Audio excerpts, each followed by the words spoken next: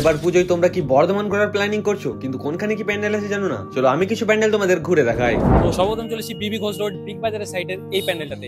দেখতে পাচ্ছ প্যান্ডেলটা কতটা সুন্দর লাগছে, আর ভিতরে ডেকোরেশনটা। এই প্যান্ডেলটা তৈরি করা হয়েছে প্রাকৃতিক সমস্ত জিনিসপত্র দিয়ে, যেমন বাঁশ, কঞ্চি, খড় ও পরুল বা ঝিঙা জাতীয় জিনিসপত্র দিয়ে।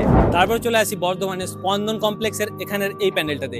এই প্যান্ডেলটা তোমরা দেখতে পাচ্ছ খুবই সুন্দরভাবে সাজিয়েছে। এখানকার থিম পুতুলের অভিনয়, দেবীর আগমন, লাইট এবং পেন্টিং সাথে ওভারঅল ডেকোরেশনের কাজগুলো খুবই সুন্দরভাবে সাজানো হয়েছে। তারপর চলে আসি পার্কাস রোডের এই প্যান্ডেলটাতে। এই প্যান্ডেলটা তোমরা দেখতে পাচ্ছ খুবই সুন্দরভাবে সাজিয়েছে। এখানে বানানো হয়েছে স্পেশালি ইন্ডিয়ান গেট, ইন্ডিয়ান আর্মিদের রেসপেক্টের উপর।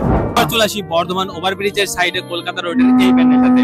এখানকার থিম ছিল বাঁশের সজ্জায় দ্রৌপদীর বস্ত্রহরণ। প্যান্ডেল এবং বেরোনোর গেটটাকে খুবই সুন্দরভাবে সাজিয়েছে, সাথে তিল, মুসুর ডাল ও জোয়ান দিয়ে সাজানো হয়েছে একটা চিত্র। তারপর চলে আসি বাজে প্রতাপপুরের এই প্যান্ডেলটা দেখার জন্য, কিন্তু ভাই এত লাইন বড় ছিল আর আমাদের ট্রেনেরও টাইম হয়ে এসেছিল, যার কারণে আমরা আর এই প্যান্ডেলের মধ্যে ঢুকতে পারিনি। এবার তোমরা কোন জায়গা থেকে এই ভিডিও দেখছো কমেন্ট করে অবশ্যই জানিও।